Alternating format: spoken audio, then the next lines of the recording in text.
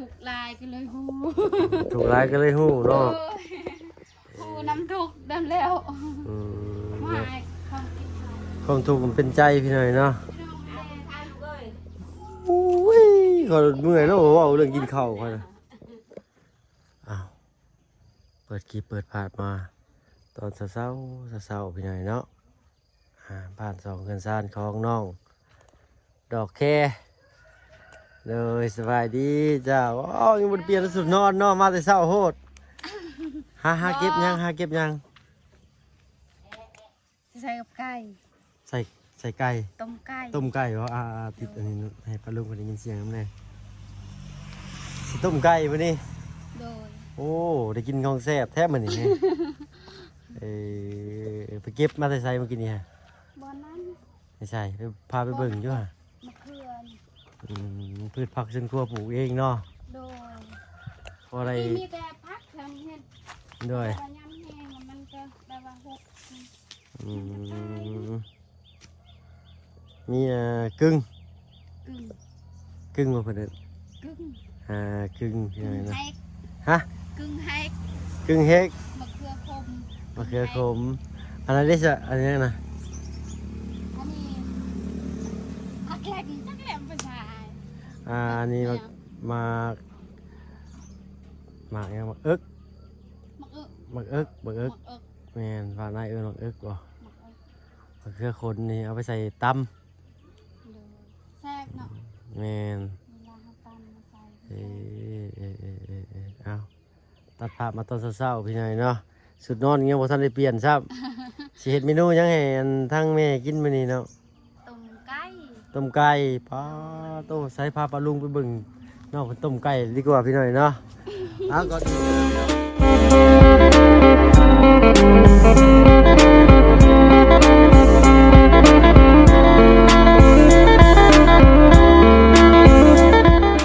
พี่น้องเนาะการทางสบายดีอยากจะดีเลยเก็บซีเบิร์ดทุกท่านที่เข้ามาหาชมช่อง YouTube บ่เพิ่งขึ้นไลน์คือเก่าว่าฝั่งไทยฝั่งลาวแล้วก็ทั้งฝั่งต่างประเทศก็ยินดีต้อนรับเข้าสู่ช่อง YouTube บ่เพิ่งขึ้นไลน์เช่นเคยพี่น้องเนาะเปิดคลิปเปิดภาพมามื้อนี้ก็อยู่บ้าน2เรือนซ่านของน้องดอกแคเนาะ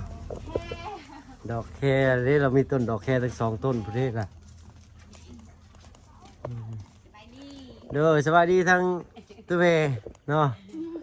โอ้ยเนาะอยู่กันแบบเงียบๆเงาๆฟืนไฟกับบ่มีแพงซื้อละเชี่ยวจะไว้ใช่ละ เบื้องนั้น อ๋ออันนั้นเบื้องนั่นก่อนเนาะปลาลุงเพิ่นว่าอยากให้เอาขึ้นไปไว้อยู่หลังคาให้น้องเพิ่นพี่หน่อยเนาะมันขึ้นบ่ได้มันบ่มีบันไดได้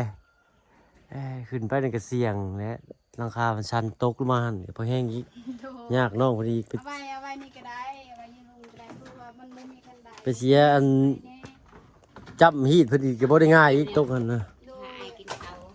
โอ้ยเอาเลยได้ จำฮีดและนี่ หืม ไก่จำฮีด จำฮีดยังอะน่ะ จักจำฮีดยังเลยจำฮีดในเฮือนในซานนั่นแล้วให้แบบว่าอยู่ดีมีแฮงเฮ็ด โอ้โดยตั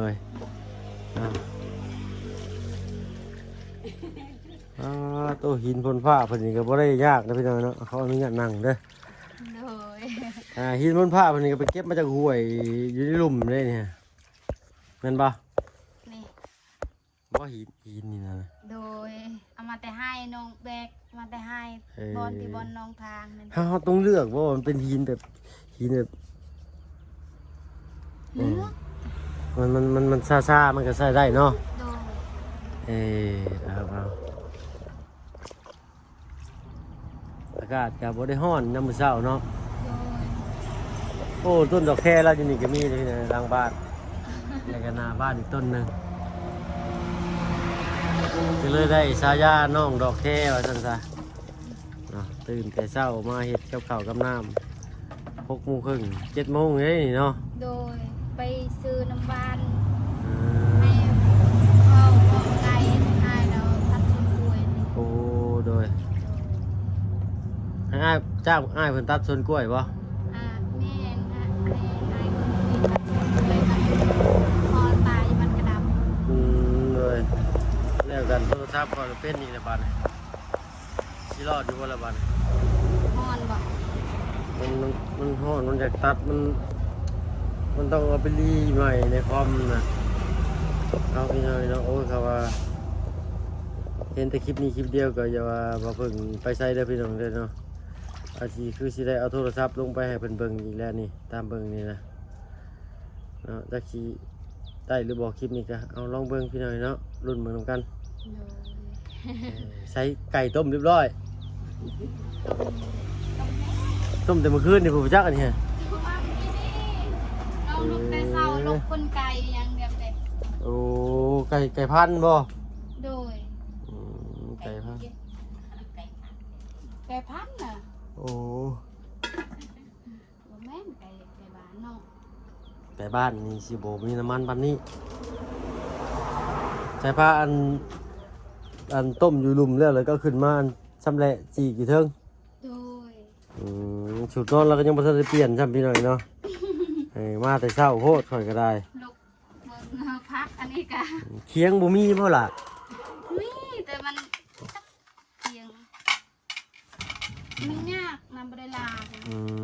เอาที่สบายแล้วเด้อ โดยตรงนั้นเฮ็ดปลาแล้วก็ลืมเลย มันก็ต้องมีเคียงน้อยกว่านี้เนาะแบบว่าเฮาไว้หั่นผักหั่นเนื้อสินะต่างหาก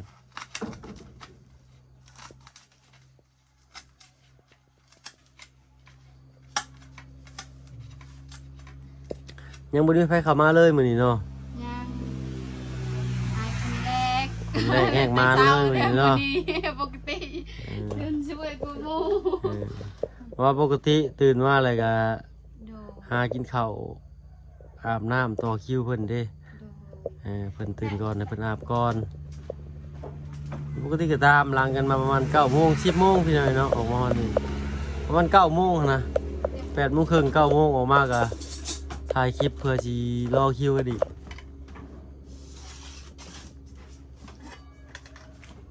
ครับเฮ็ดเมนูยังนี่ฮะ แกงบ่แบบใด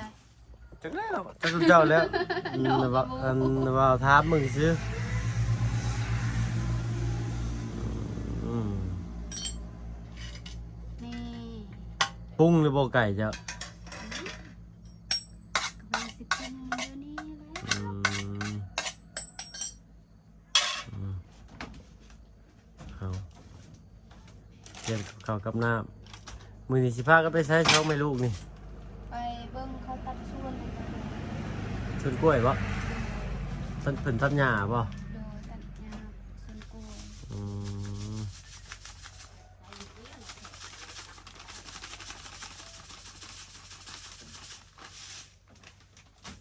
เอายังยิบปันเกลือบ่เป็นใส่เลยบ่ เกลือยัง ยังเนาะ โดย เอา สำนี โอ้ใส่ลายปานนี้มันสิบ่เข้มบ่นี่เข้มเลยเนาะมันจังอันใส่ข้าวหลายๆแน่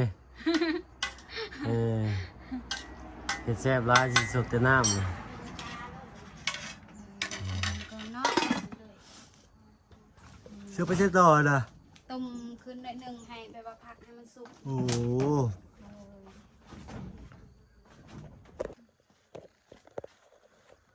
ห้องครัวเพิ่นก็อยู่ลุมพุ่นไปหน่อยเนาะเฮ็ดแล้วก็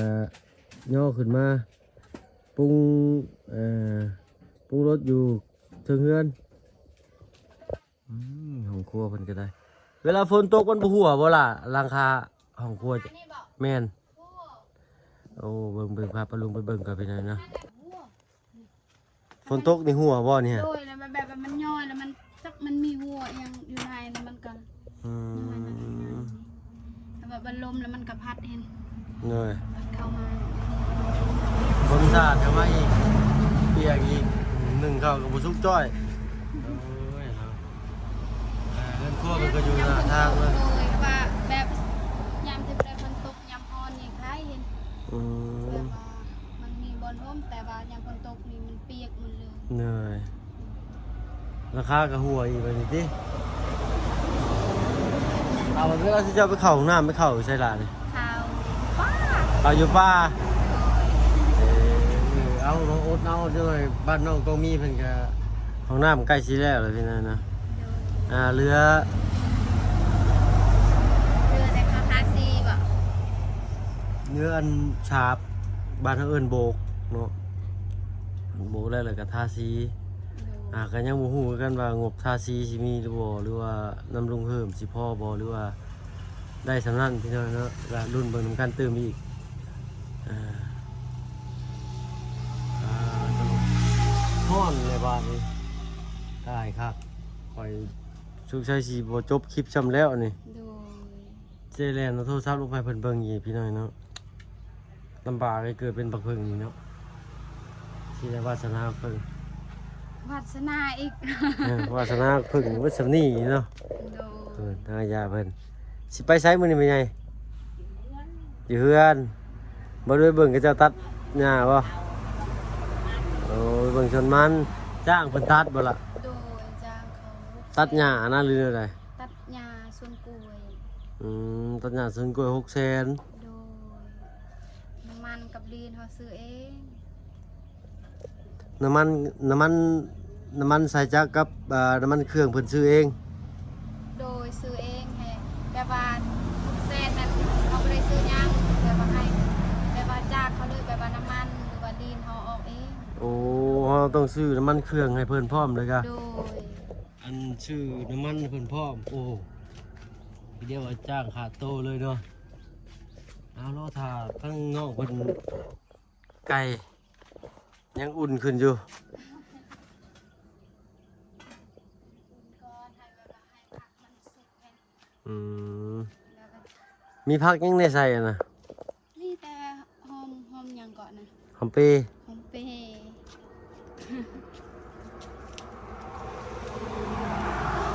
อยู่ฝั่งไทยเพิ่นเอิ้นหอมไปเรื่อยบ่หรือผักชีไปเรื่อย น้องโม แล้วอยู่บ้านเฮาเอิ้นว่าหอมเปรย์บ้านเฮา โดย ใบยังล่ะนี่ ใบอันนี้อะโวคาโด อะโวคาโด อะโวคาโด โอ้ปลูกบ่ดีมันตั้งเกิดดิ โอ้ยปลูก สิเอาไปเฮ็ดหยังใบมันน่ะ บ่อีกนอน อ๋อไปจับหูหมอ โดย โอ้มันได้กินหมากแล้วบ่นี่ ยัง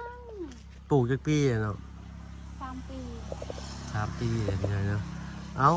มันมี2กกได้แต่กกหนึงมันตายแล้ว โอ้โหหนึ่งตายจ้อยโอ้เอาพี่น้อยเนาะว่าประมาณจักปีอะโวคาโดสิออกผลให้น้องเพิ่นได้เก็บกิน เนาะ ก็บ่ฮู้ได้ว่ามันสิได้กินหรือบ่ มักกินบ่จ้ะ มากินมากิน มักกินอะโวคาโดเนาะ โดย บางคนบ่ได้มักได้ โดย ถ้าว่าปั่นใส่นมสดนี่โอ้เซ่ได้ มิดนั่นน้องซื้อมาตะเวียนก็ให้เอื้อเรามั่งนึง อือฮึ แล้วแบบว่าดิบเลยเห็นเราก็กัดกิน กัดกินมันคมเราก็ด่าว่ามาอีหยังไงเอื้อยกินนี่คือคมแท้ อ๋อเพิ่นก็กินทั้งเปลือกเลย โดย โอ้ เราบ่ฮู้เด้ อืมโหเลยที่บัดนี้เนาะ โดยกินข้าวนำกันเนาะอ้าย โอ้เอาเลยได้หลายตอนเช้าๆไอ้กินกาแฟมาเลยได้แล้ว อ๋อกินได้เดียวก็ได้ อ๋อมันกินบ่ได้เลยถ้ามันกินได้เนี่ยไอ้กินเลยเลยกินกาแฟเข้าไปเลยแล้วโลดพูดได้ตอนบ่ายพูดได้บัดนี้อืมต้องเลยป้าลุงว่ามาหาจอบกินข้าวเราแต่เช้าบ่ได้เลยนี่แล้วว่าให้เจ้ากับอันเขาต้องเอาข้าวไปให้คนงานกินนำบ่ เราเราเรากินมื้อเช้าแล้ว อืม ปลาทูซื้อเมื่อวานนี้ อ๋อซื้อปลาทูให้เพิ่น โดย จะคนเพิ่นไปตัดนะเนาะ 2 คน อืมเอาเงินผู้ใหญ่ที่เพิ่นมอบให้หันไปจ้างเพิ่นติ โดย น้องเพิ่นเอาที่จำเป็นก่อนพี่น้อยเนาะอนาคตภายภาคหน้าเพิ่นก็แน่นอนแหละแล้วก็เรื่องใบสมุนครัวจะได้ล่ะ เว่าไอ้เท่าไอ้บนคงแล้วเว่าสิแลดไอ้น้องก็ยังบ่รู้ โดยไอ้บุญคุ้มมันมาแจ้งข่าวดียังอยู่บ่ เมื่อวานนี้เรามอบเงิน10 ล้าน5 แสน 10 ล้าน5 แสน โดยให้แลแบบว่าเวลาใช้จ่ายแบบว่าไปใบสุนกลัวดิเพชร โดย เราให้ใจายเองแบบนั้นแล้วเว่า เอาตัวมันสำคัญก่อนเลยนะน้องเนาะ โดย คือว่าอะไรความเจ็บไข้ได้ป่วยมันแนมบ่เห็นได้เนาะ ดีใจแห้งแบบว่าว่าเราเอามองทางแบบว่าดีใจแห้งที่ได้จับเงินแล้วก็ดีใจแห้งที่แบบว่าสิได้ไปสุดตัวเอง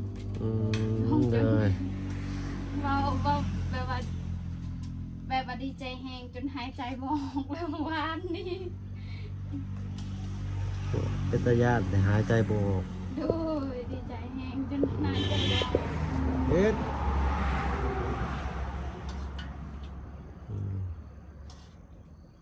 เอาต้มไก่พี่น้อยตากินแล้วสิเจ้าเด้ออ้ายบ่ได้กินนำได้ อ๋อขึ้นเฮือนแล้วแบบว่าเขาแต่งข้าวในบ่กินมันบ่ได้ กะลับอีกแล้ว กินต้องหรือว่ากินน้อยเดียวก็ได้แบบว่ากินเอาสิชีพน้ำคำหนึ่งได้ซะเด้อ โดย เพื่อเป็นมารยาทพี่น้อยเนาะ ญาติแบบว่าคือ บัดมื้อหน้าเขาสิมาช่วยๆดอกบัดนี่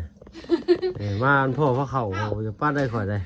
บ่ได้อ้ายจังหน่อยอ้ายให้น้องยานนะให้กินข้าวอะไรอย่างคนอยู่บ้านผู้อยู่เห็นเขาบอกให้กินข้าวแล้วเราก็นั่งให้เฉยหรือไม่อยากให้กินให้เฉย มีบางคนนั่นนะก็ได้ มี อ้าวสร้างว่าเลยแต่สุดท้ายได้กินบ่บัดนี่ กินเราบ่กินเราให้เลยเขาก็ย่านเราอีกเลย ข่อยก็สิให้บ่มื้อนี้เนาะ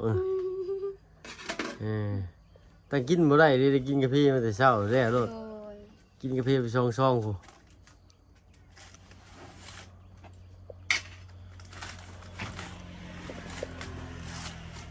เอาเนาะชีวิตน้องดอกแค่เพิ่นก็มีข่าวดี ใครไหม ที่เข้ามาอีก ตุกข้าวไหม ดีหลายเนาะผู้รักผู้ใหญ่เพิ่นเอาเงินเอาครับมาให้ก็ชื่อสิ่งของที่ใช้ในครัวเรือนชีวิตประจำวันแม่นกับน้องเพิ่นพี่น้อยเนาะเห็นน้องเพิ่นนี่แหละบ่รอท่าแต่ว่าให้ทีมงานมาบอกว่าน้องชื่อซี่เด้อน้องเพิ่นรู้จักชื่อหาเองนะ หายังเกาะ เพราะอันเราถึงว่าน้องเพิ่นรู้จักจากได้จากเฮ็ดนะ ดู ใช้เงินแบบว่าเกิดประโยชน์นี่เด้ ถูกลายกันเลยฮู้ ถูกหลายก็เลยฮู้เนาะ ฮู้น้ำถูกดำแล้ว อืม ไม่ เนาะ เขากินข้าว ความทุกข์มันเป็นใจพี่หน่อยเนาะ พี่น้องแม่ทานเลย อุ้ยก็เมื่อยแล้วเว้าเรื่องกินข้าวค่อยนะ กินข้าวก่อน ต้องพี่หน่อยนะเบิ่งก่อนชีพนอกๆมันก่อนจักบาทหน่อย เขาให้ เขาให้คือเขาไล่บุหรี่เด้นี่ตัวโหนแท้นี่